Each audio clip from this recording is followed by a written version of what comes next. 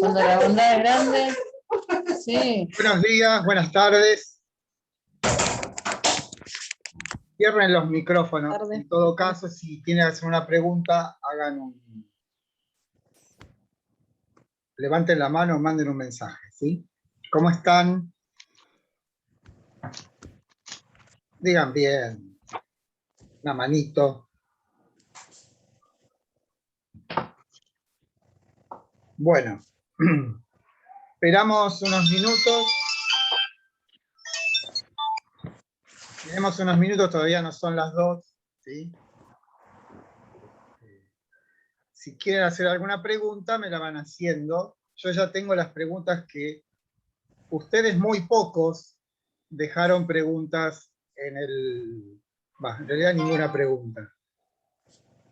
En el documento de Google Drive que dejé, Silos de la Noche. Bueno, pero no importa, las preguntas supongo que valen para todos, ¿sí? Bueno, ya les digo, abran el micrófono si quieren hacer una pregunta.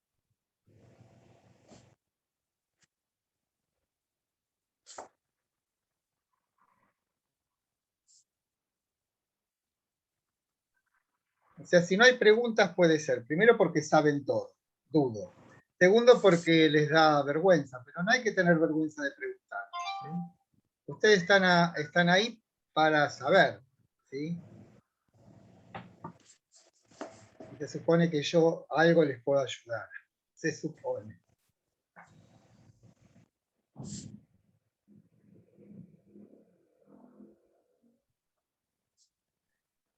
Bueno, les voy a decir algunas cosas. Cuando yo les mando... Esta está la pregunta por el nihilismo, ¿eh? Esta es una de las preguntas que se hicieron. Así que la vamos a tratar. Lo que les pido, muchas veces yo mando un texto, una notificación. Si la clase se está grabando, sí. Lo que les pido es que no me respondan, gracias, profe, que está muy bien eso. Pero tengan en cuenta que son 440 entre las dos comisiones. Y si me ponen gracias, se me atosiga la casilla. Agradézcanme con el corazón. O con buenos deseos. Si ahí en el chat preguntan por el nihilismo, ya vamos a, como les decía, es una de las preguntas que hicieron la gente de la noche. Yo me hice una lista con las preguntas que hicieron. De todas maneras, ahora sí ya son las 2. Lo que vamos a hablar primero es el tema que Karina Delia levantó la mano. ¿Qué me decís, Karina? ¿Qué tal, profesor? Buenas tardes, ¿me escucha? Buenas tardes, sí, perfectamente. Fuerte Yo quería preguntar, bien, quería hacer una pregunta en general acerca del trabajo práctico. Por sí, ejemplo, mi nota fue un 2. sí. O sea, ¿cómo lo evalúan, digamos? Porque, por ejemplo, me he equivocado en uno de los conceptos que daba, por ejemplo, había 3 afirmaciones que había que marcar y tal vez me equivoqué en uno solo. Entonces la pregunta esa está dada de baja completamente, digamos. Bueno, Eso es lo que no entendí, más allá de algunas preguntas, ¿no? Que no entendí. te contesto, Karina. Sí. El problema es que eso yo no lo... Te explico cómo se hace un formulario. Los formularios se los provee, en el caso nuestro, Microsoft, y en otros casos, Google, ¿no? Es ya una práctica que se usa para hacer encuestas también. Entonces, lo que hace uno es hacer las preguntas, poner las respuestas y marcar cuáles son las verdaderas. O sea, el programa que emite el formulario sabe, entre comillas, cuáles son las respuestas correctas. Pero aquí ocurre, y en eso tenés razón vos, que las respuestas correctas, si son más de una, deben ser todas correctas. Porque no hay medio punto. Entonces es un poco injusto. Y les digo que cuando sea el examen parcial, que es el que vale en última instancia, en muchos casos yo veo, hay 3 respuestas que son las correctas, y me pintan 2 y las pongo como correctas. Siempre y cuando no haya ninguna incorrecta, ¿sí? Pero bueno, Sí. tomen estos trabajos prácticos que yo sé que son horribles, yo no lo dudo, pero no tenemos otros medios. No, imagínense que yo no puedo hacer un trabajo práctico y corregir 450 trabajos prácticos, es una locura. No, claro, yo creo que más que nada, como es el primer, digamos, el primer trabajo práctico, es como que preocupa también Sí. por ahí el que se saca una nota baja, eso te desestabiliza un poco también. Bueno, O sea, es como que sí. por eso Bueno, lo era que más les que digo es nada. esto. No, lo que no tienen que perder, eso es de corazón se los digo, no tienen que abandonar. Les fue mal, pongan un poquito más de lo que fuere y sigan adelante. Porque como ya les dije varias veces, la universidad es más transpiración que inspiración. Una cuestión de persistencia. ¿Sí? Y la otra cosa es, ¿saben? El promedio de los trabajos prácticos, tanto de la tarde como de la noche, es 5 puntos. ¿No? O sea, no es como para... y hay muchos alumnos que sacaron 0 puntos. 0 puntos. Yo el 0 no lo computé, los que tenían 0 le puse 1, ¿no? Porque me parece bueno. Pero ya les digo, no es para frustrarse y nada por el estilo, porque tengan en cuenta que lo malo es no aprender. ¿No? Y lo peor es defeccionar, es renunciar. ¿Sí? Esto es una cuestión, como les digo, de poner ganas y de persistir, más de paciencia y perseverancia que de otra cosa. Bien. El otro tema es el trabajo Yo práctico. quisiera decir algo, profesor. ¿Cómo no? No, que coincido con lo que dice Karina y que como que me costaba entender que las preguntas eran tan intensas y con digamos, con un bagaje de conceptos tan abstractos que como que me resultaba chocante tener que marcar con una cruz cuál era la correcta y cuál era la incorrecta. Y sí coincido con que en muchas preguntas pude colocar la correcta y también la incorrecta, y sin embargo se me consideró que estaba todo mal. Sí, bueno, ese es un automatismo. Pero lo que, digamos, a favor mío es que las preguntas de ese trabajo práctico no las hice yo. Las hizo la profesora doctora Cabrera. Y como ven, es una persona con una formación muy firme. Ese texto, más allá de las rispideces que tiene, que es arduo, que es difícil, es un texto de primerísima calidad. No sé si se habrán dado cuenta. El texto es impecable. No solamente por el modo expresivo, sino por el ordenamiento, por los temas que trata, cómo los trata, pero lamentablemente, pero es el problema de la dificultad, es que la cosa misma es dificultosa. Es muy difícil que un texto de ese tipo, que es puramente teórico, sea algo, digamos, que se deje leer. Hay que hacer, yo también les confieso, yo tengo que hacer un esfuerzo también para... yo lo leo cada vez que tengo que dar una clase o cuando hago los trabajos prácticos, obviamente que vuelvo a leer el texto porque si no, no podría corregirlo, obviamente. Pero lo que es bueno es que lo que viene ya no es, bueno, tiene ese carácter teórico.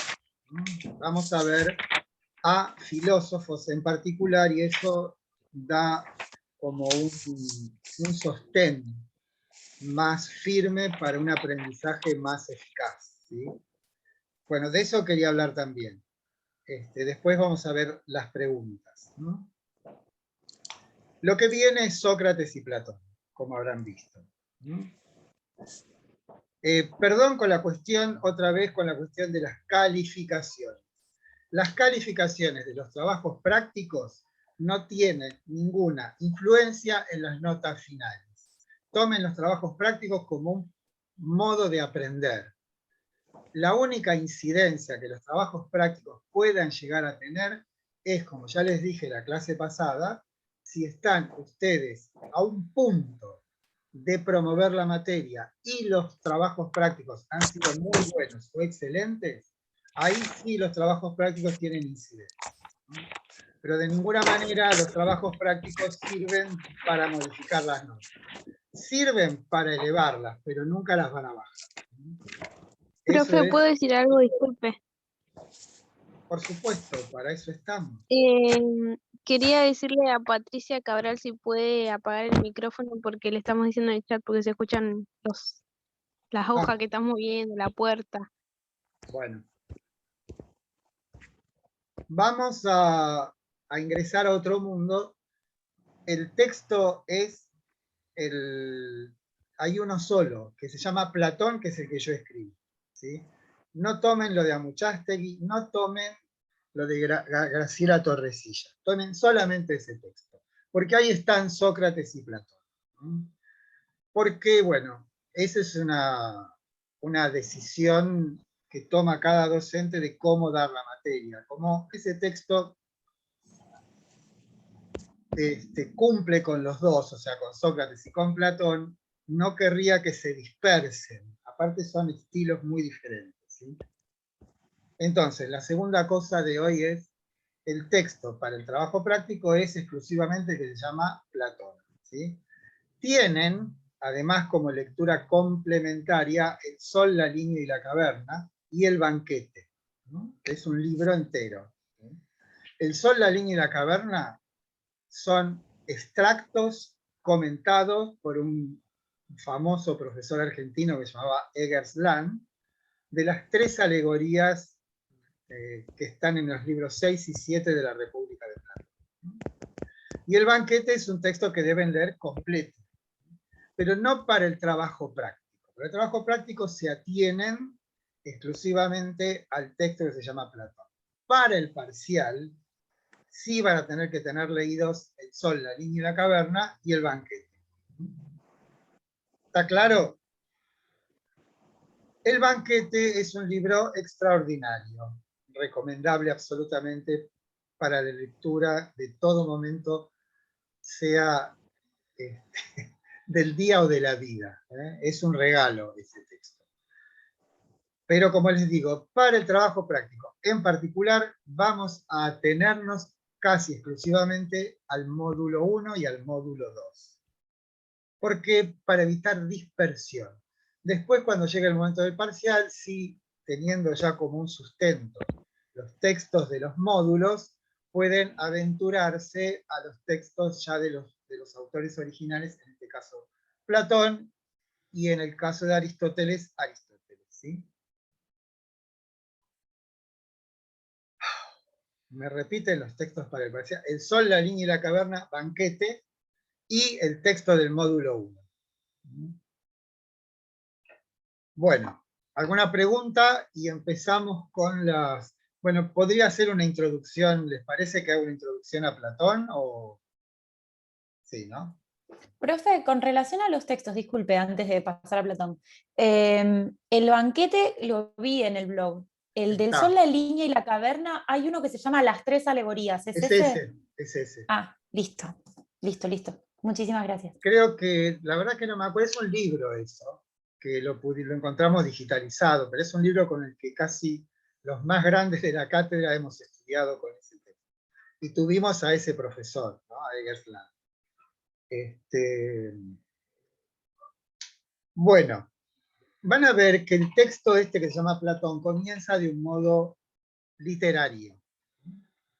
Hay señaladas experiencias, empieza así. Esas señaladas experiencias son aquellas que nos sustraen del orden de lo cotidiano.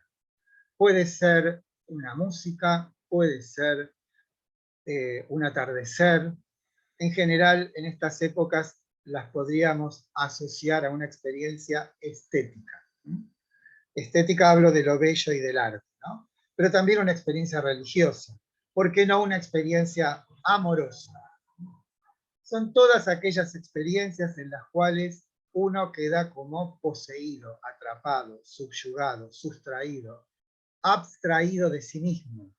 Todos hemos en algún momento de nuestra vida experimentado algo como que hemos sido como arrebatados por una fuerza que podríamos decir misteriosa, que nos transforma. No estoy hablando de la ira homicida, no estoy hablando de la depresión profunda, sino de esas experiencias en las cuales uno queda como asombrado. Bueno, esa es la primera parte del texto. ¿Por qué está eso? Porque en realidad tanto Sócrates como Platón son unas personas que intentan de alguna manera que esa experiencia de lo eminente, esa experiencia de lo que vale por sí mismo, en lugar de que sea ocasional, sea un componente esencial de la vida de cada uno. O sea, lo que intentan tanto Sócrates como Platón es, a través de sus palabras, instalarnos de una forma permanente en una experiencia en la cual no vivamos dispersos, no vivamos desatentos, no vivamos de un modo, digámosle, contingente. Es como que a través de una instancia pedagógica que son sus obras, nos instan a que experimentemos lo que podríamos denominar una conversión. Pero esa conversión no es de carácter religioso. Es una conversión que tiene que ver con una vida más alta. Sócrates dice, una vida sin examen no merece ser vivida, o una vida sin examen no es una vida humana. Lo que está diciendo ahí, que el modo cotidiano de vivir, donde estamos siempre como tomados por las exigencias de lo cotidiano, de lo común, no es propiamente una vida humana. Es como que se espera algo más de nosotros.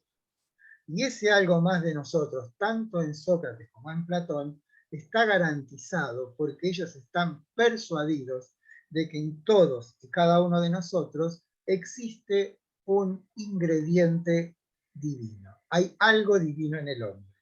Pero ese algo divino en el hombre está de algún modo sepultado por la vida instintiva, por la costumbre, por la ceguera, pero fundamentalmente por la ignorancia. Para ambos, aunque en Sócrates está mucho más acentuado, el mal es hijo de la ignorancia. Aquellos que conocen, ¿sí?, son los que verdaderamente se transforman. El conocimiento es una instancia transformadora y elevadora.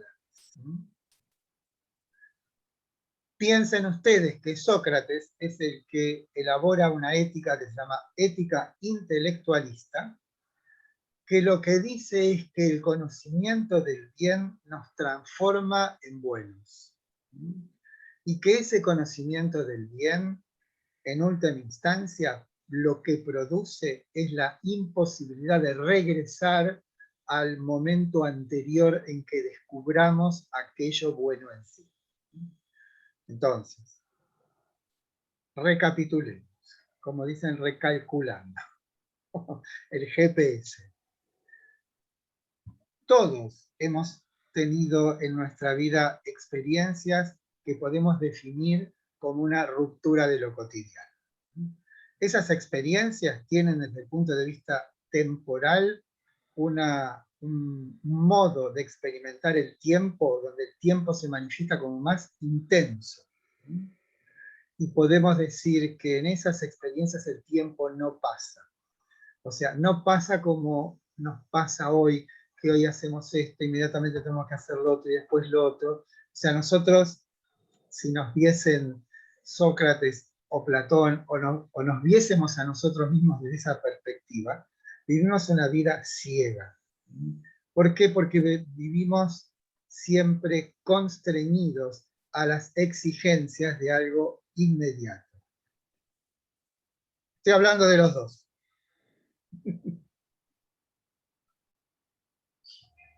Esperen que está pasando un muchacho con la música. Esas experiencias son ocasionales, son excepcionales. Nos acometen, acontecen, y luego se disuelven. Lo que nos notifican esas experiencias es que hay un algo que es diferente de lo cotidiano y que está preñado de sentido. Lo que intentan Sócrates y Platón, de alguna manera ambos, es atraernos a una vida más alta. ¿Cuál es el procedimiento para acceder a esa vida más alta? Es el conocimiento. ¿El conocimiento de qué? No el conocimiento científico, no el conocimiento de las técnicas, sino el conocimiento en el sentido eminente de conocer qué cosa es el fundamento de todo e incluso de nosotros mismos. Y ese fundamento, como decía recién, se encuentra en todos y cada uno de nosotros y tiene el carácter de lo divino. Cuando decimos divino en griego decimos de lo inmortal. Y eso divino e inmortal reside en lo más íntimo y valioso del hombre, que no es su cuerpo, sino su alma. Entonces lo que enseñan ambos son estrategias para que eso divino deje de estar sumergido u oculto y pase a ser aquello que gobierna, que tenga señorío sobre nuestras vidas. Y ahí tienen ustedes el aspecto ético. Una vez que alguien conoce ese orden de lo absolutamente verdadero, su vida queda radicalmente transformada. Lo que sigue de todo esto es lo que ustedes van a leer en el texto este que se llama Platón. Esto es, yo lo que les estoy dando ahora es el aspecto formal, puramente conceptual de cuál es la tarea socrático-platónica, que es una tarea pedagógica, fundamentalmente pedagógica. Esto es enseñarnos qué significa ser propiamente humanos. Ser propiamente humanos para ellos significa acordar, sintonizar con lo divino que reside en todos y cada una de las personas. Divino, como les digo, es lo eterno, ¿sí? Lo que no tiene origen, lo que siempre fue, y que se expresa en nosotros bajo las formas más altas de lo bueno y de lo bello. Lo bueno y lo bello es el modo en el mundo con que nos encontramos y podemos familiarizarnos con lo divino. Un ejemplo que les puedo dar, que es un poco simplote, supongamos que Sócrates, que anda deambulando siempre por Atenas y conversando con las personas, se encuentra con un zapatero. Siempre Sócrates es un preguntón, le empieza a preguntar, supongamos, esto no es ninguna historia, es una historia inventada por mí. Les dice, bueno, ¿y cómo es que haces los zapatos que son tan interesantes, tan buenos, tan cómodos? Entonces, el zapatero de algún modo se entusiasma y le empieza a explicar cuáles son los elementos que utiliza, cuál es la materia prima que utiliza, cuáles son los procedimientos que lleva a cabo para que el zapato sea cómodo, sea barato, lo que fuere. Y esa conversación tiene un abrupto final cuando Sócrates le pregunta, y además, vos querrías que estos zapatos fueran bellos, ¿no? Por supuesto, le diría el zapatero. Sócrates le preguntaría inmediatamente, ¿y vos me podrías decir qué es la belleza? Y ahí es donde todos aquellos... ¿Quiénes son los filósofos que ponen en duda a Sócrates? Espera a escuchar a Sócrates antes de decir eso. Ahora te voy a decir cuáles son. No me pongan nervioso. Ocurre que el zapatero, como casi todos, está hundido, sumergido en sus asuntos inmediatos. La hechura de los zapatos es una. Pero olvida que en realidad lo que secretamente dirige sus pasos es una idea de algo armónico, de algo que no solamente sea lindo, sino que sea bello. Todas las acciones humanas significativas están, para Platón y para Sócrates, secretamente orientadas por valores que sabemos pero que no conocemos. Hay una distancia entre el saber y el conocer. Cuando uno sabe es que hace las cosas sin tener clara conciencia de por qué las hace. Cuando uno conoce es el momento en que el saber se transforma en conocimiento. Entonces, como bien dice la profesora Cabrera en el texto, uno actúa moralmente, no sabe muy bien por qué, pero los usos y costumbres están tan sedimentados en nosotros, que actuamos de esa manera. Y ella hace el símil con la gramática. Todo el mundo sabe hablar, sabe que si hay un sujeto tiene que haber un predicado o algo por el estilo. Pero cuando conoce la gramática, conoce cuál es la lógica interna del lenguaje. Y seguramente el lenguaje le dirá mucho más si sabe gramática que si no sabe. De la misma manera, la ética es una forma de eslabonar o de enlazar a la moral con un sentido. Bueno, pero volvamos a una pregunta de una compañera que se precipitan. ¿Por qué algunos filósofos niegan a Sócrates? Primero debería saber qué filósofos son. En principio, Aristófanes, que es uno de los que van a conocer ustedes porque participa del banquete, le toma el pelo crudamente a Sócrates en una comedia que se llama Las Nubes. Pero a pesar de eso, hay que ver en qué época se escribe también. El otro, bueno, a pesar de eso, Sócrates parecería que supera eso, porque no es cierto del todo lo que dice Aristófanes de Sócrates. La crítica más radical a Sócrates viene de un individuo que está más cercano a nosotros, que es Nietzsche. Federico Nietzsche, que nació en 1844 y murió en 1900, pero perdió la razón a principios de 1889, en un famoso libro, que es su primera obra, que se llama El nacimiento de la tragedia, critica a Sócrates. Lo critica de un modo visceral, no es una crítica entre otras, sino que es una crítica demoledora. Pero es posible que se nos escape a nosotros cuál es, o bueno, a mí quizás no tanto, la raíz de su crítica. Ese libro en el cual critica a Sócrates se llama El nacimiento de la tragedia.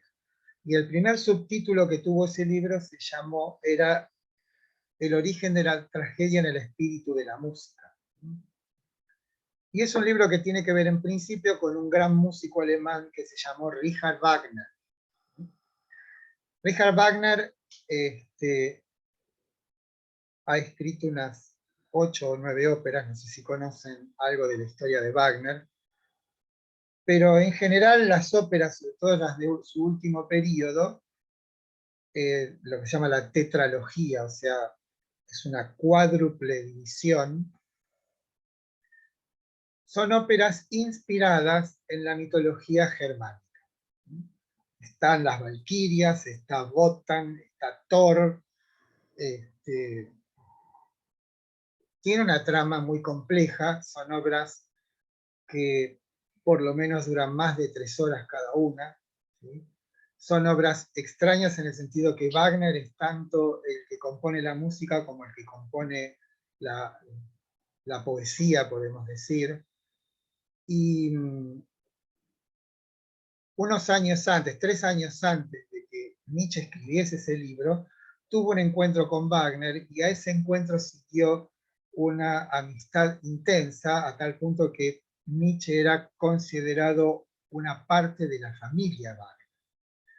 A partir de esa relación con Wagner, Nietzsche escribe ese famoso libro que se llama El nacimiento de la tragedia. La intención de Wagner es que de alguna manera hubiese una pata filológica, filosófica, que sostuviese su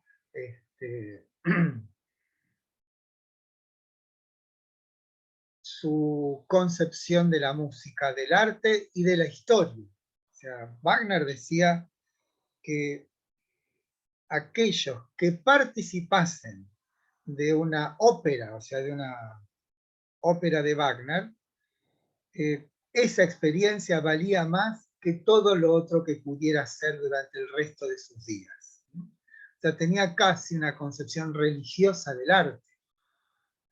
Y lo usa, entre comillas, a Nietzsche para que escriba un libro donde validase su intención de rehabilitar o reformular los mitos germánicos bajo la forma de ópera. ¿Por qué? Porque los griegos, en sus tragedias, lo que contaban eran historias que ya todos conocían acerca de Agamenón, acerca de Edipo, acerca de Clitemnestra. Bueno, eran los mitos, ¿no? Contados en un espectáculo donde participaban la música, la danza, la poesía, el canto, la actuación, o sea, una obra total donde todas las artes participaban. Bien, Nietzsche dice que el origen de la tragedia está en el culto al dios Dioniso, que es el dios de la embriaguez, el dios de la pérdida de sí, el dios de las orgías, de las celebraciones nocturnas. Y del otro lado estaba el dios Apolo, el dios de la estatuaria, un dios luminoso, el dios de la distancia, el dios providente, el dios de la, digamos, de la circunspección. De esa fusión de esos dos dioses surge la tragedia. Digo todo esto porque lo que le critica visceralmente Nietzsche a Sócrates es: Sócrates, vos te olvidaste de Dioniso, sos un hombre puramente racional, has perdido la capacidad intuitiva, esto es de captación inmediata, que da lo instintivo. Sos una persona a quien las pasiones le han sido arrebatadas, aquel a quien las pasiones le han sido neutralizadas, y ha quedado algo así como un hombre puramente teórico. Como ven, la explicación es mucho más compleja, ¿no? Es compleja. Pero esos son los principales enemigos, digamos, de Sócrates. Pero les digo algo. Sócrates intenta curar a Atenas a través de la palabra. No otra cosa es lo que hace hoy un psicoanalista cuando nos ponemos con él, le contamos nuestra vida y él lo que intenta, como hace Sócrates, es disolver nuestras convicciones, porque justamente son nuestras convicciones las que nos llevaron al sillón del analista. Sócrates hace lo mismo con los atenienses. Les muestra que sus convicciones, que son en última instancia el andamiaje sobre el cual se sustenta una ciudad o una comunidad, han sido perturbadas, han sido vulneradas las convicciones. Los atenienses han perdido el sentido de la comunidad. Les importa mucho más su interés particular que el interés de la ciudad, que el interés colectivo. Entonces la tarea socrática consistió fundamentalmente en eso, en extirpar, disolver, destruir las convicciones para que sus interlocutores descubriesen otras. Y esas otras convicciones ya no estarían basadas en el interés, en el dinero, en la gloria, en la eficacia, sino en valores trascendentales, esenciales, que, como decía antes, no residen en nuestro cuerpo, sino en nuestra alma. Bien. Bueno, creo que ya es suficiente, ya me cansé. ¿Alguna pregunta? Lean con este espíritu el texto este que se llama Platón. ¿Y quieren que pase al tema del trabajo práctico? ¿O tienen alguna pregunta? Profe, ¿cuándo Claro, sería el trabajo exactamente. práctico? Es un médico de la polis. Acá me están diciendo. Sí, dime. Martina, ¿es? Sí, le preguntaba cuándo lo envía el trabajo El práctico. jueves. Sobre... Esto lo trataremos de de ser absolutamente rigurosos con los horarios de las clases, los horarios de... O sea, hay muchos, lamentablemente, que, bueno, lamentablemente porque a veces las circunstancias no ayudan, que se les cortó la luz, bueno, todo ese tipo de peripecias, ¿no? Entonces lo que yo hago es, pero eso es una emergencia absoluta, ¿no? Obvio. Les Claro. mando el trabajo práctico por mail, pero en un documento Word que me lo responden resaltando las preguntas correctas en verde. Pero eso es muy trabajoso, lo que yo, o sea, no lo tomen como un recurso, digo. Tratemos de ser disciplinados con los horarios, el cumplimiento, yo trataré de hacerlo, ustedes también. Pero lo que quiero decirles es que no se desesperen si por una circunstancia excepcional no pueden responder el examen, eso no quiere decir que se quedan sin dar el examen. Veremos la manera de arreglar eso, ¿sí? Bueno, vamos, la primera pregunta que me hicieron fue del nihilismo. En el texto de la doctora Cabrera hay una suerte de gradación, no de degradación, de grados crecientes, son el relativismo, el escepticismo y el nihilismo, ¿vieron? Bueno, los que no pudieron entregar, mándenme un mail y yo les mando el trabajo práctico, ¿sí? Lo que pasa es que yo ya les mandé las respuestas, entonces yo tendría que elaborar otro trabajo práctico para esos casos, porque es una broma, porque ya les mandé el trabajo práctico y ya les mandé las respuestas. O sea, si no lo pudieron hacer, me avisan el mismo martes, perdón, el mismo jueves. No me llegó, no lo puedo hacer, entonces, ahora, que me digan el martes siguiente, que desde el jueves, que no lo pudieron hacer, entonces yo tengo que hacer otro trabajo práctico, no les puedo mandar el mismo. ¿Se dan cuenta? Si yo ya les mandé las respuestas. Bueno. Hablábamos entonces por la pregunta del nihilismo. Nihil en latín, ¿sabe? Quiere decir nada.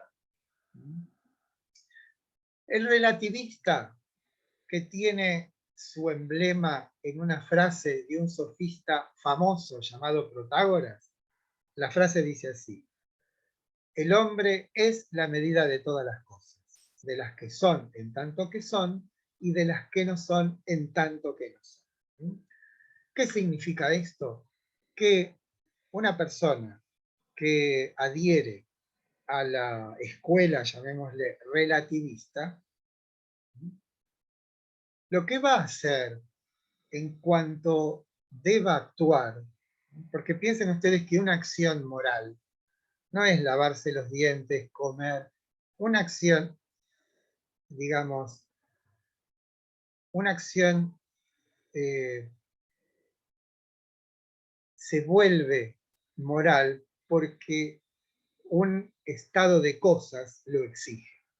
No sé si me explico, o sea, si tomar el colectivo, las acciones cotidianas, difícilmente nos pongan ante dilemas morales. Hay un dilema moral cuando un estado de cosas se nos presenta y de algún modo nos exige una acción. Supongamos una persona en peligro, supongamos una persona careciente que necesita nuestra ayuda, o sea, las circunstancias en las cuales hay algo en nosotros que nos exige una acción de carácter moral, es porque hay un estado de cosas que se nos presenta en la experiencia y de alguna manera nos exige una acción acorde. La cuestión es que esa acción, para un relativista, nunca puede estar fundada en un valor superior, porque nosotros, y cuando digo nosotros decimos nuestra vida, nuestras costumbres, nuestros hábitos, son lo único que tenemos, y no podemos ir más allá de ellos, y por lo tanto nuestras maneras de actuar van a estar en directa consonancia con ese estado que somos nosotros. Eso es el relativismo. Por eso dice, el hombre es la medida de todas las cosas. Platón dirá, la divinidad es la medida de todas las cosas, no yo. En épocas decadentes, podemos decir, es donde florecen las posturas relativistas. piensen que si todo el mundo fuese relativista, no hubiese habido Revolución de Mayo, 9 de junio, no habría pasado nada importante en el mundo. Porque todo el mundo diría, y bueno, sí, ¿qué voy a hacer si yo soy esto así? Como que el relativista niega la posibilidad de que haya algo en las acciones que vayan más allá de sí mismo. En otros términos, es el relativista una persona, y esto ya lo estoy juzgando, no pensando, es una persona egoísta. O sea, que piensa que, bien, las cosas son así, no puedo ir más allá. Bueno, un relativista podría ser un conformista, sí, no estaría mal, pero no es lo mismo. No sería lo mismo, o sí. Lo que pasa es que cuando decimos relativismo, nos estamos refiriendo a determinado aspecto de la existencia humana que sería la acción moral. En cambio, un conformista es una actitud que tiñe toda la vida de esta persona. ¿Me explico, no? Es como el conformista es una noción más amplia que el relativista, que tiene que ver con la exigencia que nos pone. O sea, siempre piensen ustedes que la acción moral tiene que ver con una exigencia que se nos pone delante de los ojos. Por supuesto que muchas personas no perciben que en ese estado de cosas haya una exigencia de una acción acorde. O sea, uno puede pasar miles de veces delante de una persona en situación de calle y lo que hace es mirar para otro lado, por ejemplo, ¿no? Como que, bueno, seguramente esta persona no ha sido, no ha sido bendecida por la divinidad y vive de ese modo. ¿Se dan cuenta? O sea, la cuestión es en nosotros la sensibilidad, podríamos decir, que nos lleva a que ante un estado de cosas nuestra sensibilidad se perturbe y haya una exigencia interior a hacer algo. Ese sería el motor de la acción moral. Siempre hay una situación en la cual estamos de algún modo impulsados u obligados a una acción. Ahí es donde decimos somos relativistas, escépticos, nihilistas, normativistas, deontológicos, o ¿cuál era la otra? Teleológicos, ¿sí? O sea, la acción moral, o la exigencia de una acción moral, es podemos decir, la réplica, la respuesta de un individuo ante un estado de cosas donde hay algo, un valor que está siendo vulnerado o que está en juego. Pues ahí es cuando, de algún modo, uno debe acometer una acción, y esa acción siempre debe ser una acción, en principio, correctiva, para neutralizar esa situación, llamémosle de injusticia, ¿no?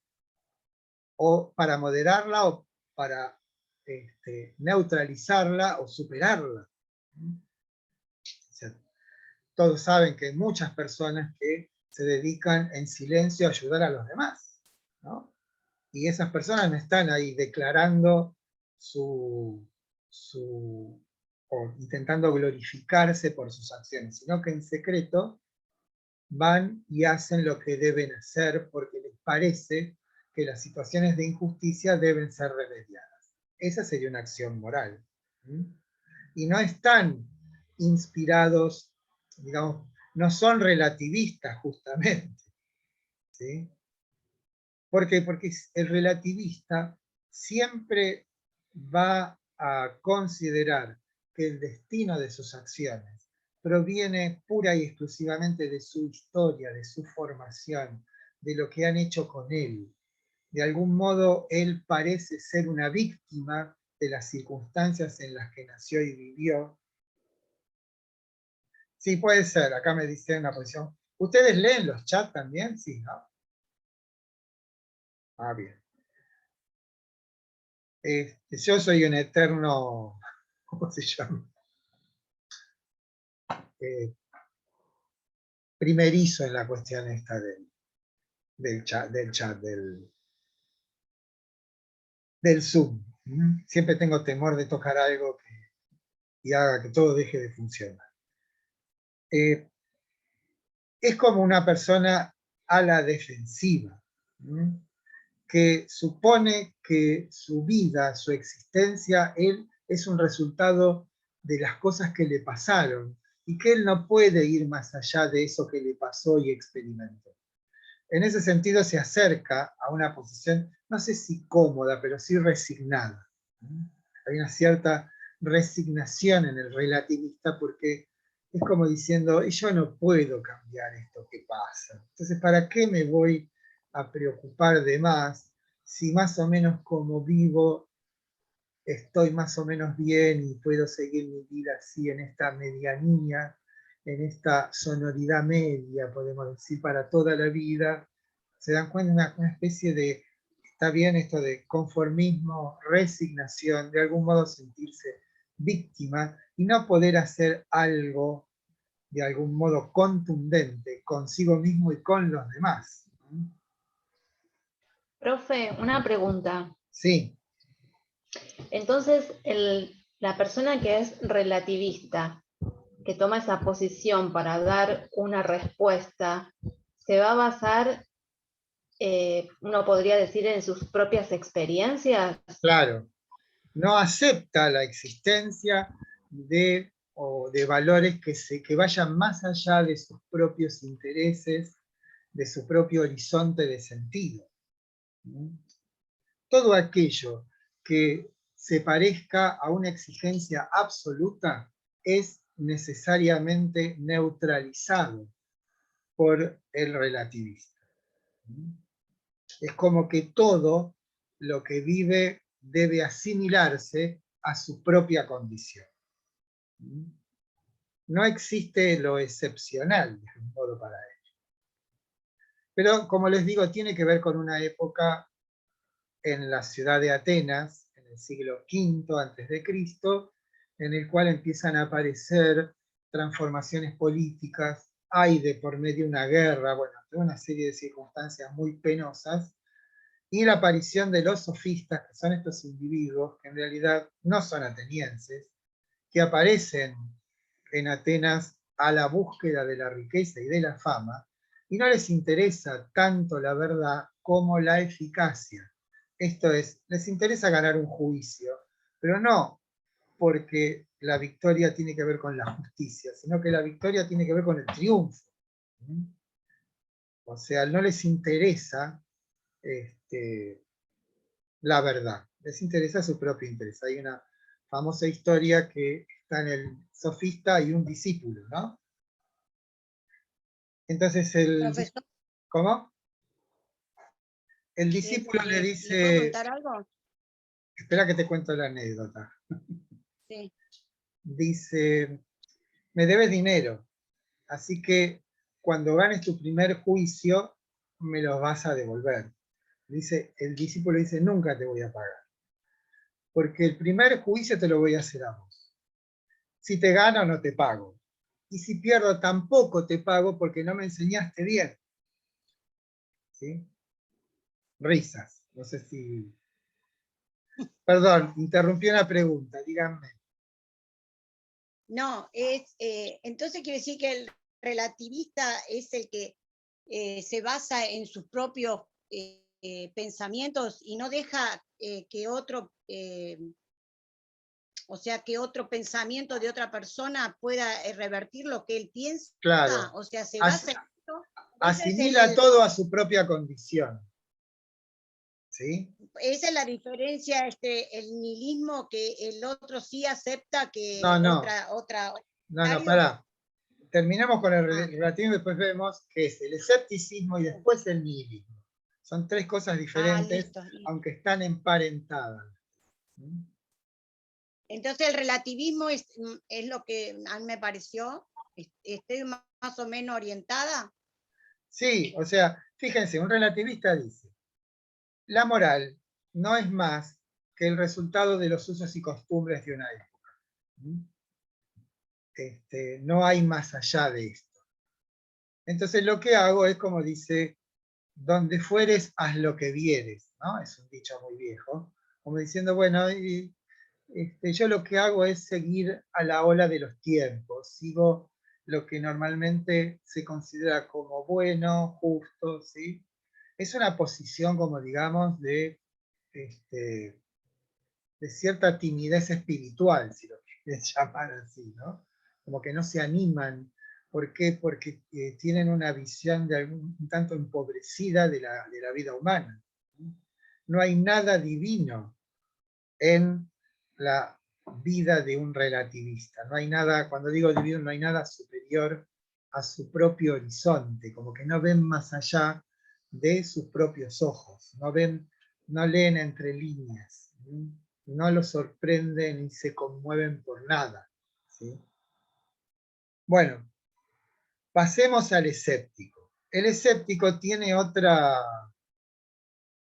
una concepción más, podemos decir, el relativista a veces puede actuar bien, ¿sí? Lo que él desconoce es que las normas sean absolutas. ¿Sí? Eso es lo que él desconoce.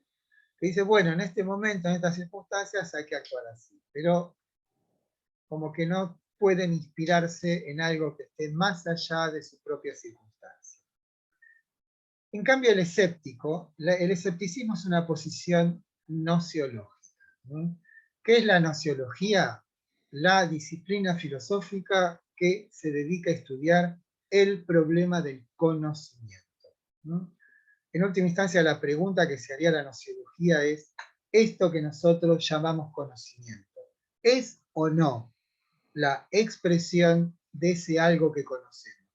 ¿El conocimiento es más bien una invención nuestra o es un reflejo de algo que es diferente del conocimiento? Esa sería la pregunta esencial. Y lo que dice Gorgias, que es otro famoso sofista, dice, nada existe, si algo existiese no lo podríamos conocer, si lo pudiésemos conocer no lo podríamos comunicar. O sea, lo que niega tajantemente el escéptico es la posibilidad de conocer valores absolutos. Es una forma como llevado al el relativismo, pero intelectualizado. Es decir, bueno, nuestras capacidades cognitivas son incapaces de acceder a un conocimiento cierto de nada. Y todo esto está basado en un pensador presocrático que se llamaba Heráclito, que decía todo fluye, nunca bajamos dos veces al mismo río. Esto es, que si la realidad está en perpetuo movimiento, es imposible para el conocimiento captar la esencia de esa realidad, porque en el momento en que la habríamos o hubiésemos captado, esa realidad ya ha cambiado. Por lo tanto, el conocimiento nunca es capaz de ser fiel a las cosas. El conocimiento es una forma de engaño que tenemos nosotros los humanos. Por lo tanto, en lo que hace a la postura ética, en la medida en que nos es imposible acceder a un conocimiento cierto, no es posible tampoco entonces que haya normas absolutas de conducta. Eso sería un escéptico. Por eso dice, nada existe, está diciendo, aquello que está delante de nosotros y que es lo que debiéramos conocer, en tanto está en permanente cambio, en permanente transformación, a las claras muestras de que nuestro conocimiento es inepto para poder captar la realidad. Por lo tanto, si nuestra capacidad cognitiva es incapaz de conocer, no le pidamos a un hombre que actúe según principios absolutos, porque esos principios absolutos son imposibles de conocer. ¿Me explico? ¿Sí o no? Si no entienden, avísenme, ¿eh? Para eso estoy. ¿Está claro? Luciana No, profe, yo Fillinger, me a ver, me un pone una poco, me perdí un carita. poco. ¿Puede volver a explicar el concepto, profesor? Que la Pero verdad se que no entendió, cómo se no. entendió. Vamos adelante. Si yo digo, las personas debieran actuar moralmente. ¿Qué quiere decir actuar moralmente? Actuar según principios. ¿Qué principios? Aquellos absolutos, digamos. ¿Qué es algo absoluto? Algo que podríamos llegar a conocer. ¿Mm? Por ejemplo, ¿cuál sería un principio absoluto en nuestra cultura? Que no matar, por ejemplo. ¿Mm? Es un principio que está en la cabeza de todos, ¿sí? Más allá de los cuestionamientos. Entonces, un escéptico diría, perdón, señor, para mí, mi capacidad de conocer no alcanza de ninguna manera a ese orden absoluto y por lo tanto, en tanto no es posible conocer los principios, no puedo ni debo actuar según esos principios. ¿Por qué? Porque mi capacidad cognoscitiva no es capaz de acceder al conocimiento de algo que es absoluto. Cuando decimos absoluto, decimos algo que no necesita de otra cosa para ser. Por ejemplo, los valores. Supongamos los valores cristianos, los valores judeo-cristianos, ¿no? Es decir, ama a tu prójimo como a ti mismo. Ese sería un valor que es planteado como absoluto. Un escéptico diría, de ninguna manera yo puedo saber que ese valor es, como vos me decís, absoluto. Por lo tanto, lo desconozco. Y no solamente desconozco ese valor, sino toda cosa que tenga que ver con el conocimiento, porque el conocimiento no es capaz de conocer algo que no sea esto de lo cotidiano, de lo común, aquello que está en directa combinación con este mundo en el que vivo. Como no lo puedo conocer, de ninguna manera puedo actuar en consonancia con eso que desconozco. Esa es una posición escéptica. ¿Está más claro? ¿Sí? Sí, profe. El nihilista sería digamos, el extremo al cual digamos, el nihilista ya no pone el acento en el conocimiento, sino que dice directamente, no existen valores absolutos. ¿Sí? El nihilismo es un fenómeno muy complejo y tiene que ver con el pensamiento, en principio, ¿no? Digo, pedagógicamente, de este que nombramos recién, que es Friedrich Nietzsche, ¿no? Él dice que los valores cristianos, que son los que condujeron a Occidente, por lo menos hasta fines del siglo XIX, en realidad son una forma de nihilismo. Porque él piensa que los valores cristianos como la solidaridad, la hermandad entre las personas, el reconocimiento de un ser superior, etcétera, etcétera, no son sino formaciones reactivas. ¿Qué quiero decir con esto? Una formación reactiva es aquella que se expresa por su contrario, ¿no? Cuando vos le decís a alguien que vos sabés que tiene miedo, y decís, ¿tenés miedo? Por supuesto que no. Esa es una formación reactiva, ¿no? Pero ¿qué ha pasado en Occidente, según el diagnóstico de Nietzsche? Que al haber negado los valores del cuerpo, o sea, aquellos de ese Dioniso griego, ¿sí?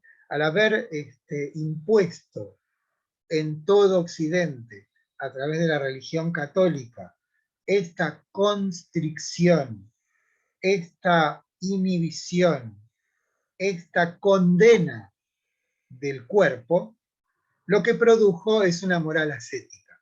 Pero esa moral ascética no tiene un sustento en sí mismo, sino que no es más que la negación del impulso vital, podemos llamar, de aquella búsqueda de la expansión de la vida.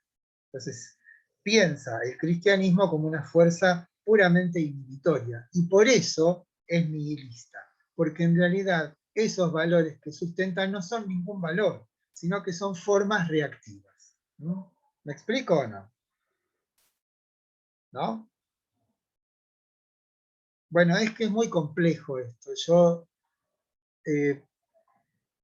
Hay un libro de Nietzsche que se llama La Gaya Ciencia, que en realidad quiere decir en español La ciencia alegre, al final de ese libro, que es anterior a la gran obra de Nietzsche que se llama El Zaratustra, aparece un personaje en el medio de la plaza con una linterna. Por supuesto, no una linterna verde, sino una linterna. Piensa el cristianismo como una fuerza inhibitoria, ¿no? Como una fuerza contra la vida. Así piensa Nietzsche el cristianismo. Bueno, les cuento la historia de la Gaia Ciencia. Aparece un loco en el medio de la plaza con una linterna. Entonces la gente se empieza a reír. Eso no es más que una transfiguración de un griego que se llamaba Diógenes de Sinope, que era un filósofo cínico. Los filósofos cínicos se los llamaba así por estar emparentado con los perros, según los críticos, porque hacían todo a la luz del día. No tenían un empacho en hacer todo lo que uno hace, puertas adentro, puertas afuera, ¿no? Hay una famosa anécdota de Diógenes de Sinope que Alejandro Magno, el gran conquistador, lo quería conocer, lo va a ver, entonces se le pone delante y le dice, ¿qué quieres, Diógenes? Y Diógenes le contesta que te quites del sol, dice. Es muy gracioso. Bueno, se ve que mi humor no es el mismo que usted. Entonces, Diógenes andaba por Atenas en plena luz del día con una linterna y le decían, con una lámpara, ¿qué buscas, Diógenes? Un hombre, dice, un hombre. Bueno, lo que hace Nietzsche es, de algún modo, transfigurar esa escena y hace aparecer a este loco en el medio de la plaza y le dicen, ¿pero qué pasa? ¿No se han enterado? Dice, el loco, ha ocurrido una catástrofe, ha ocurrido una cosa terrible, espantosa. Lo que hace un escéptico es que no es que desconoce las normas absolutas, dice que son imposibles de conocer y por lo tanto no puedo yo seguir algo que desconozco. No es que desconfía de conocer, obtura la posibilidad de conocer. Estoy leyéndolas. Dice que no somos capaces, no, nuestro conocimiento no sirve para eso, no alcanza. Bueno, esto terrible, espantoso, horrible que ha ocurrido es, no saben lo que ha ocurrido, Dios ha muerto. Y lo peor, lo más tremendo, la gente empieza como a asustarse, ¿no? Pero lo peor no es eso, lo peor es que lo hemos matado nosotros, y lo peor es que no nos dimos cuenta, ¿no? Todo eso es lo que Nietzsche piensa de los valores cristianos, ¿no? Los valores cristianos han sido, en tanto su naturaleza es una naturaleza reactiva, su destino inexorable era la autodisolución, porque no eran valores en sí mismos, ¿sí? No eran en sí mismos valores, sino que eran formas sustitutivas, como prótesis, como excrescencias, como manifestaciones inadecuadas de la vida misma. Y por eso necesariamente habrían de naufragar. Se sostuvieron durante casi 2000 años, pero no importa cuánto tiempo se sostengan, sino que para Nietzsche ese sostén es siempre provisorio y llegará un momento en que esos valores se disuelvan. Para él, el momento de la disolución es el momento en el que él vive. No en vano, Nietzsche dice, el siglo que vendrá verá las guerras más atroces de la historia de la humanidad. Y no lo dice porque tenga el don de la clarividencia o el don profético, sino porque se da cuenta que una vez que nos demos cuenta de que Dios ya no está, lo primero que vamos a hacer es matarnos espantosamente entre nosotros. No sé cuántas personas murieron en la Primera Guerra Mundial, creo que unos 18 millones. Pero en la Segunda Guerra Mundial murieron 60 millones de personas, de los cuales 24 millones eran rusos. O sea, fíjense si Nietzsche tenía o no tenía razón, ¿no? Si no vio, pero insisto, esto no es que él era un clarividente, un profeta, un adivino, no. Él se daba cuenta de que Dios, durante todo ese tiempo, había servido de un sostén, cobertura y limitación de las acciones humanas, en última instancia. Y que cuando ya no estuviese, lo primero que íbamos a hacer era matarnos entre nosotros. Bueno, eso es el nihilismo. El nihilismo es negar la existencia de valores, directamente. No ya como el escéptico dice, bueno, como no los puedo conocer, no. El nihilista dice, no hay valores. ¿sí? No existe esto como un valor absoluto. En realidad, Nietzsche, un anarquista es nihilista. Eso es muy difícil de responder, porque aún un anarquista tiene valores, porque si no hubiese algo, o sea, si no hay algo que motiva la acción, ¿sí?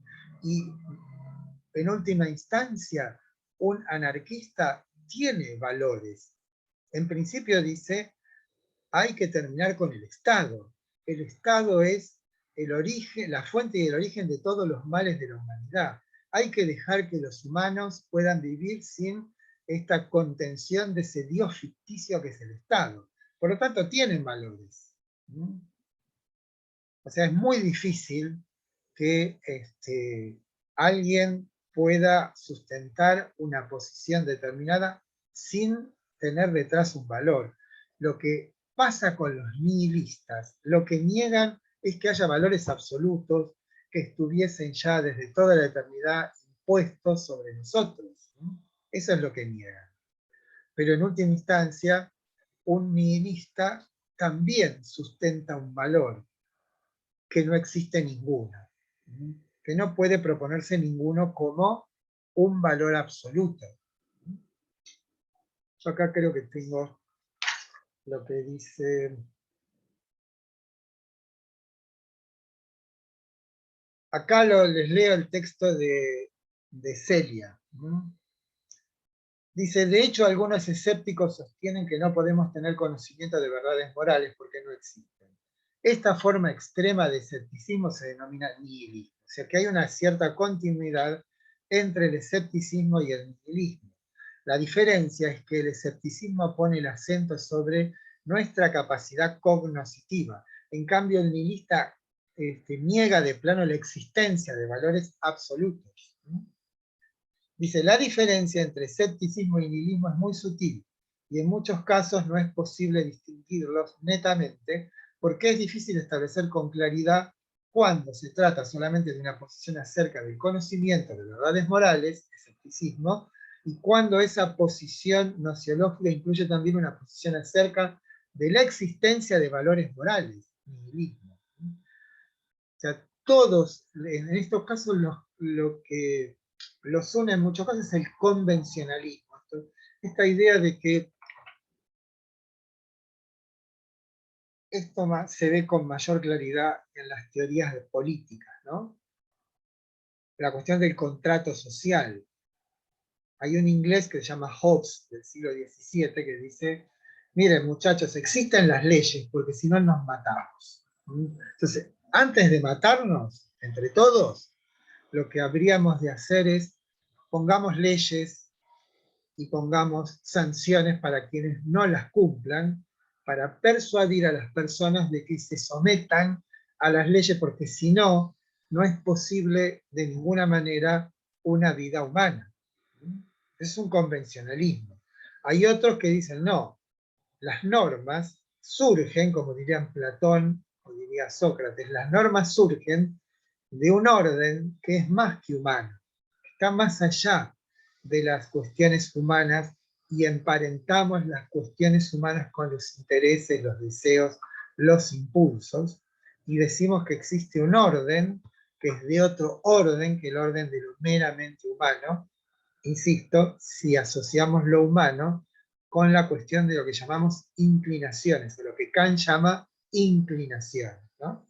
Las inclinaciones, y nos anticipamos a Kant, son, vieron que para la ciencia, por lo menos en la época de Kant, hoy estuve escuchando una conferencia sobre la física cuántica que me dejó perplejo, pero bueno, hasta determinado momento, lo que ocurre en la naturaleza ocurre entre sustancias, entre cosas, y la relación que existe entre las cosas es la llamada ley de la causalidad. Esto es, un efecto es efecto de una causa, y a su vez esa causa es el efecto de una causa anterior. O sea, toda la naturaleza no es más que una trama infinita, inconmensurable, de relaciones de causa y efecto.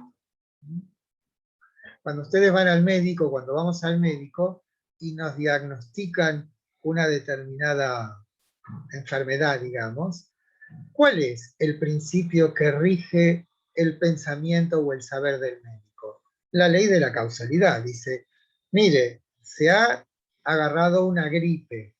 ¿Por qué uno se agarra una gripe? Porque hay una causa, que es un virus, que introduciéndose en la corriente sanguínea, afecta determinados órganos.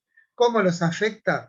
Y porque se introduce en las células. Bueno, todas las explicaciones son, existe una causa y existe un efecto. Eso es la ciencia. La ciencia no tiene otro principio que ese. Ahora, si trasladamos esa legalidad de la naturaleza, de las causas y los efectos, a nosotros, a nuestra conducta, decimos que la mayor parte de nuestras acciones dependen de la ley de la causalidad. Tengo hambre, como. Tengo sed, bebo. Tengo ganas de ir al baño, voy al baño. O sea, el cuerpo está sometido también a la ley de la causalidad. ¿Por qué? Porque el cuerpo forma parte de la naturaleza, claramente. La forma entonces de pensar a esa legalidad natural es decir, causas y efectos. Entonces la pregunta, en este caso que se hace Kant, ¿es esa la única legalidad? O sea, todas nuestras acciones, y aquí hay un tema que toca también Celia, es el determinismo. O sea, si todas nuestras acciones están determinadas por nuestro carácter natural, no hay lugar entonces para la libertad. Si es cierto que todas nuestras acciones están necesaria e inexorablemente condicionadas por la legalidad natural, Hitler es inocente. ¿Sí? Esto es, no pudo hacer sino lo que hizo. Lo que ocurre con estas posiciones deterministas es que al negar la libertad, niegan la posibilidad de una moral. Esa es la cosa que hay que aprender. La condición de posibilidad de que haya una acción moral es el hecho de la libertad. Sin libertad no hay moral, punto. Porque no hay responsabilidad. Hay un matiz entre la culpabilidad y la responsabilidad. La culpabilidad es cuando uno comete una acción mala, ¿sí? Y tiene efectos. Ahora, si yo durante toda mi vida me he fumado 4 atados de cigarrillos fumado 4 atados de cigarrillos por día. He tomado dispendiosamente, he comido sin ningún control. Resulta que ahora me agarró una ACV y estoy totalmente condicionando a toda mi familia. No sé si soy culpable, pero soy responsable. ¿Sí? ¿Me explico? No es una sutileza, es la diferencia que existe entre poder condenar a alguien y, en lugar de condenarlo, tener que, bueno, sostenerlo. Pero, bueno, no sé cómo llegamos a esto. Bueno, no sé. ¿Alguna otra pregunta, muchachas y muchachos? Más muchaches tengo que decir, ¿no? Bueno, la relación entre el escepticismo y el nihilismo la acabo de leer. El escepticismo tiene que ver con una postura que tiene que ver con el conocimiento. Al negar la posibilidad de conocer valores de carácter absoluto, no puedo yo entonces actuar en condescendencia o vinculado con esos valores porque no puedo acceder a ellos. En cambio, un nihilista niega la existencia de valores morales. No es que niega la posibilidad de conocerlo, directamente su posición es tal que niega que haya valores morales. O sea, ¿qué quiere decir esto de negar valores morales? Si yo pienso que todas las acciones, todos los hábitos, todas las convicciones no son sino una forma encubierta de mis deseos y necesidades naturales, no puedo sustentar una moral. No hay moral ahí. ¿Por qué? Porque todas las acciones, ¿sí?, están condicionadas necesariamente por impulsos. Y la moral es una forma, de algún modo, ficticia, que hemos inventado para poder hacer una vida más o menos previsible en una comunidad, ¿sí? Pero no existen valores morales. Existe una ficción que llamamos moral. ¿Por qué? Porque en última instancia todas nuestras acciones están inexorablemente condicionadas por las apetencias del cuerpo, digamos, o el interés. ¿Me explico? ¿No? Pero simplemente piensen en los parientes, siempre tienen algún cuñado, alguno que vive solamente impulsado por su propio interés, o no tienen alguno por ahí, ¿no? Siempre se le agarran con los cuñados uno, pero bueno, bien, porque es una hermandad frustrada el cuñado, eso es lo que pasa. Pero no hay que ir muy lejos, fíjense, muchos políticos, esta gente horrible que simplemente vive para interés propio, lo que uno que buscan es su beneficio. Bueno, ahí ese es un nihilista en última instancia. No es esto, lo que tiene la ética, que si bien parece abstracta, es absolutamente algo que está metida en la entraña de todas las relaciones humanas, ¿sí? No es una... O sea, si bien la formulación conceptual, ¿sí? La formulación es conceptual y ardua, como decíamos, cuando uno la entiende dice, pero claro, escúchame, ¿en qué consiste una ética? Y en poner un orden sistemático a la moral. ¿Qué quiere decir un orden sistemático? Y encontrar cuál es el fundamento de las acciones. ¿Cuál es el fundamento de tus acciones, querido mío? ¿Sí? ¿En qué fundás vos tus actitudes? Bueno, ahí ese es el comienzo de la ética. Bueno, ahora voy a eso, pero antes me preguntaron la cuestión de determinismo y libertad. Un poco lo hemos dicho.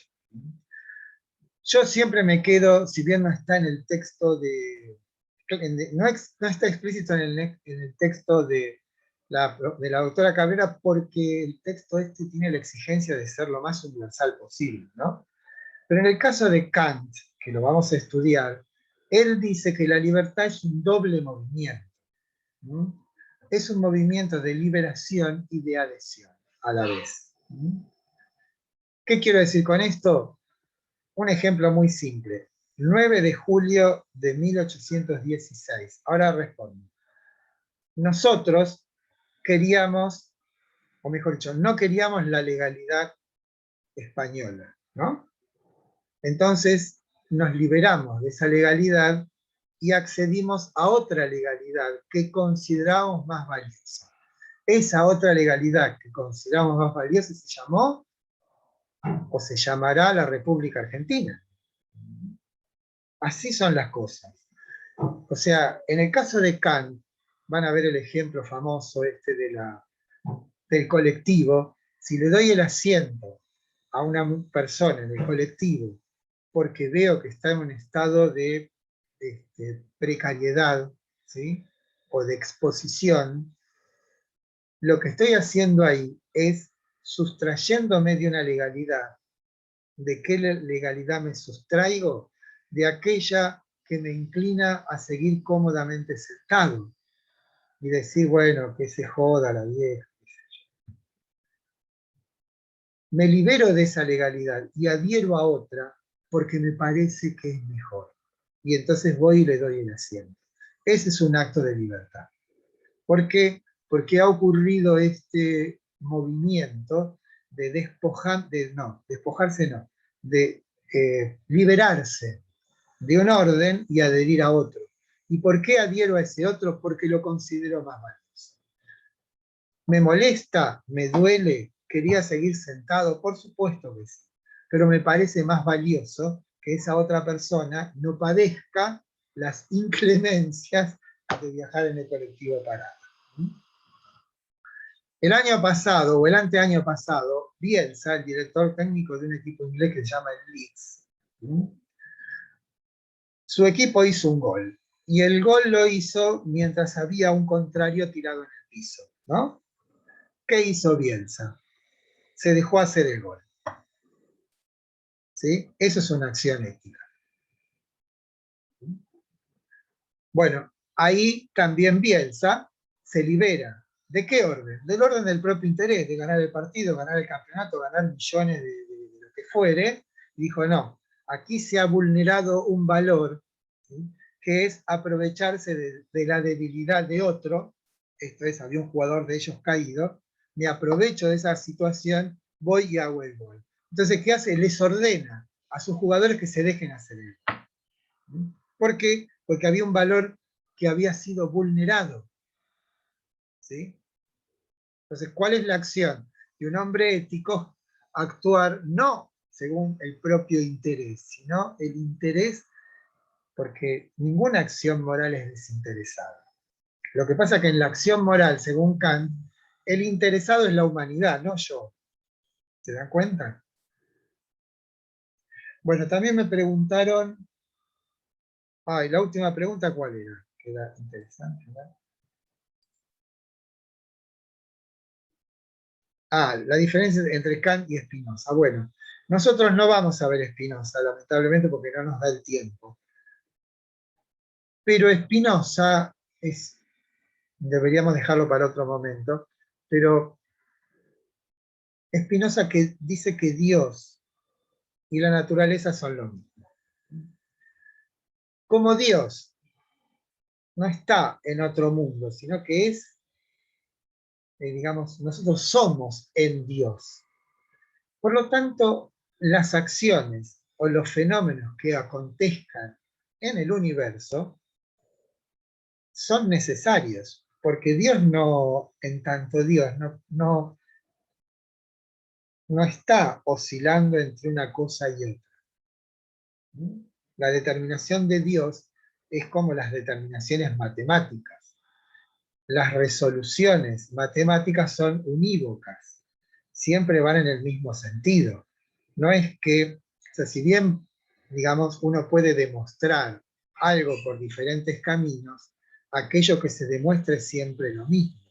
Por lo tanto, el movimiento en un razonamiento matemático es un movimiento necesario, no es contingente. De la misma manera, todo lo que acontece en la naturaleza, esto es que es lo mismo que Dios, ocurre necesariamente. Entonces parecería que, y de hecho, Spinoza niega la libertad.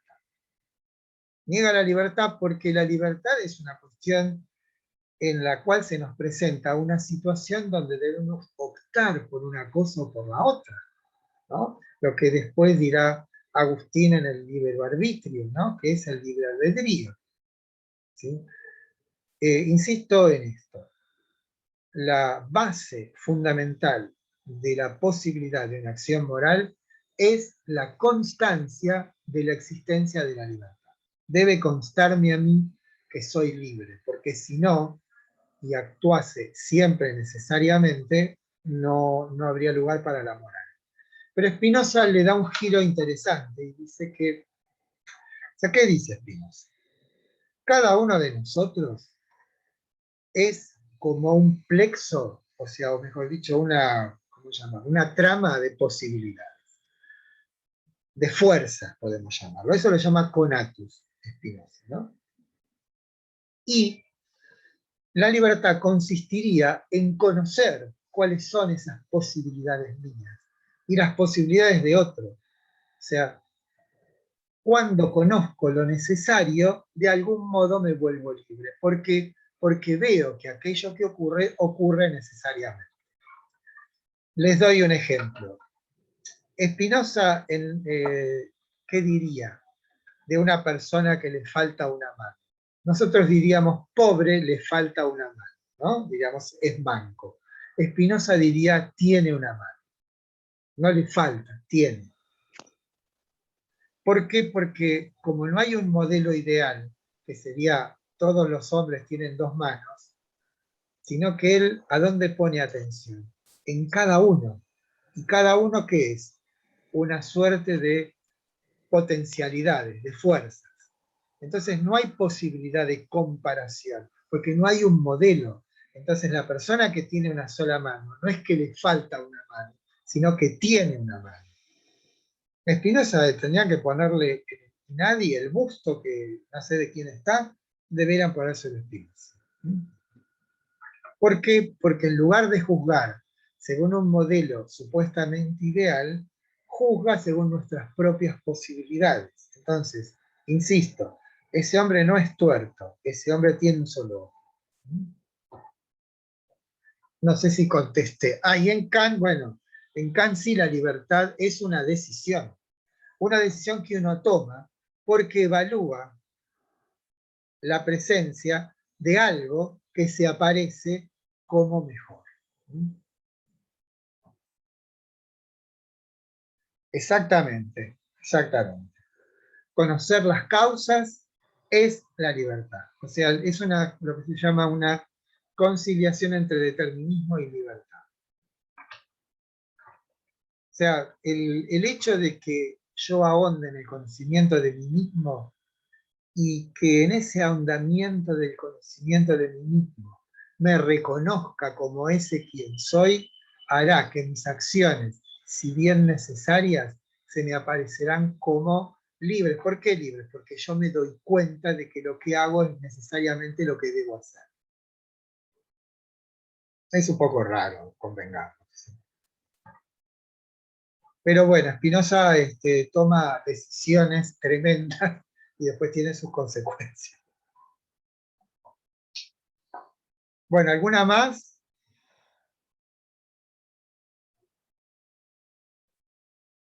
El banquete está, miren, la que está ahí, yo la leí, está bastante bien, tiene una buena introducción. Ahora, si lo van a comprar, yo lo tengo por acá.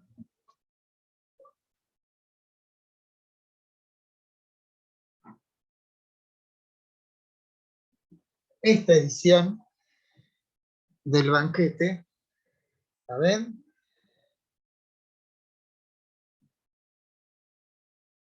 Es editorial Banquete Fedón y Fedro. Yo les digo porque la editorial es Labor. No leí lo último, Pietra Biasi. ¿Qué me dijiste? Leí para el parcial, pero no sé lo que dijiste antes. A ver. Bueno, otra vez. Para los trabajos prácticos nos vamos a atener exclusivamente a lo que está en el módulo. Para el parcial le agregamos las otras lecturas. Por supuesto que si ustedes quieren leer el banquete ahora, bienvenido, no hay ningún problema. Sí, ya está dicho, ya no. ¿Por qué tengo que repetir 10 veces las cosas? ¿Qué cosa, Pero bueno. Bueno, esta edición es buena porque yo, hace muchos años, hicimos un curso que lo tradujimos del griego entero y tomábamos como punto de referencia este libro, esta traducción de Luis Gil, y era muy buena, o sea, muy buena. Coincidía con lo que nosotros hacíamos, digamos. Bueno, ¿estamos? ¿Nos vamos? El jueves entonces, Editorial Labor.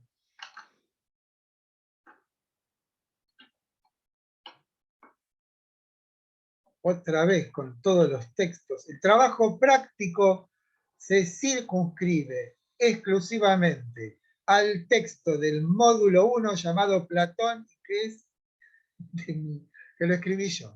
Sí.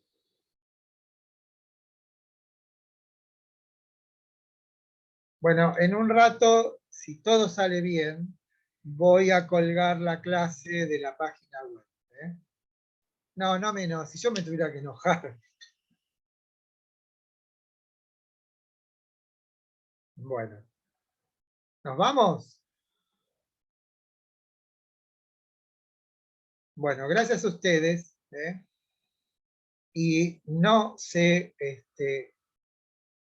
renuncien. Si les va mal, hagan el esfuerzo que les va a ir mejor. Por favor, eso es lo que no tienen que hacer, es renunciar. Recuerden eso que les dije, que es un poco crudo, brutal, la clase pasada. Piénsense dentro de 10 años, ¿qué quieren ser? ¿Tener una profesión o están subordinados a un jefe arbitrario, ¿sí? Que es lo peor que les puede pasar? Eso es lo que tienen que hacer. El estudio y una carrera es una garantía de una vida mejor. Muy simple. Ustedes lo saben mejor que yo. Si no, no estarían ahí. Bueno, hasta el martes, ¿sí? El jueves nos vemos digitalmente. Chao.